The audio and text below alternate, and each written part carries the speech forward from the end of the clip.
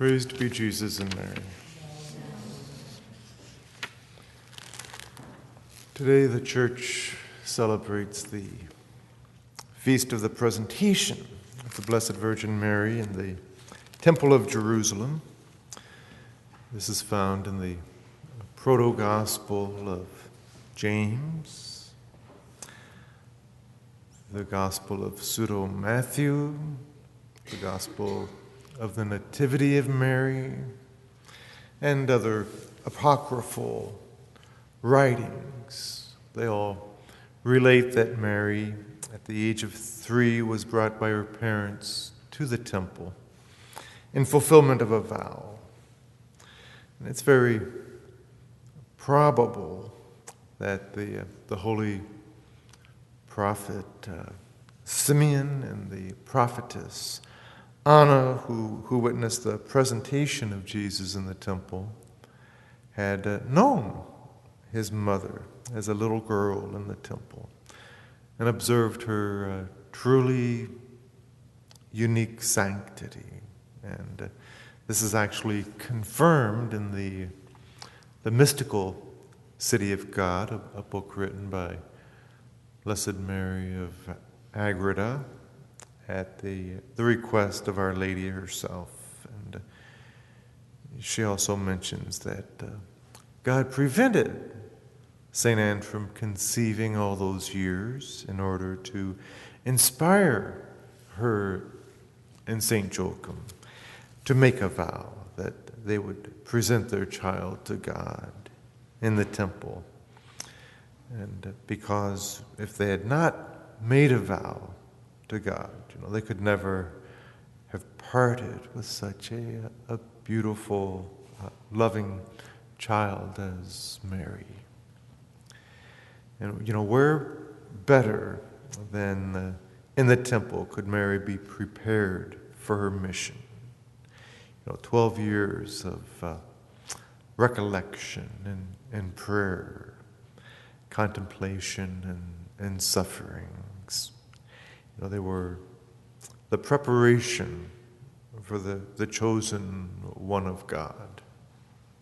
And according to St. Jerome, Mary's day in the temple would have gone something like this. From dawn until 9 in the morning, she prayed, and from 9 until 3, she applied herself to manual work.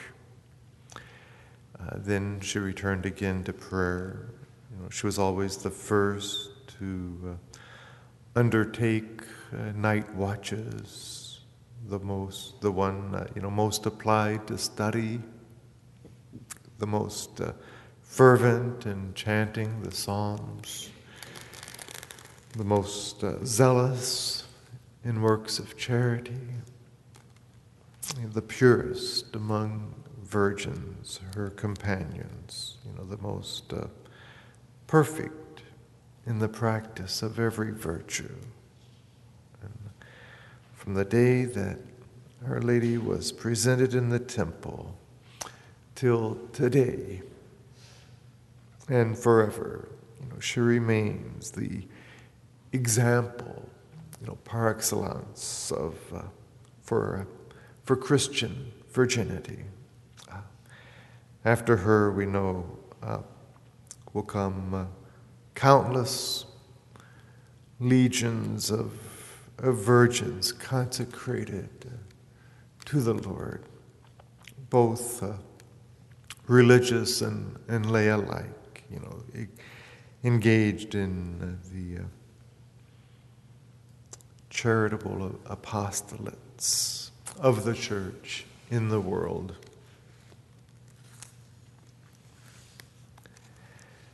Mary will be their eternal model, their dedicated patroness, and their sure guide, on that path of perfection. And this feast stresses a very important truth about Our Lady. from the beginning of her life, she was dedicated to God. Whether a person is called to consecrated virginity or marriage or the single state, it was Our Lady herself who became a greater temple than any temple made by human hands. God came to dwell in her in a marvelous manner and sanctified her for her unique role in his saving work. And at the same time, the magnificence of Mary enriches her children.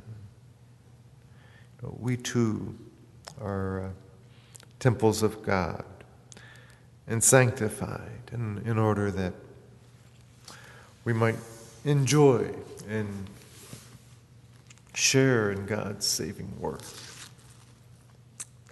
So the consecration of Our Lady to God, presents all the conditions for the most perfect sacrifice. It was prompt, it was generous, joyous, unregretted, and without reservation. How pleasing it must have been to God. Mary is our inspiration for our own Marian consecration, so that we may look to her and make our consecration in the same way, under her patronage and assisted by her powerful intercession and united with her indescribable merits. So let us spend this day thanking Our Lady for this sacrifice she made at such a tender age, that it's an example for all of us, no matter how old or young we are.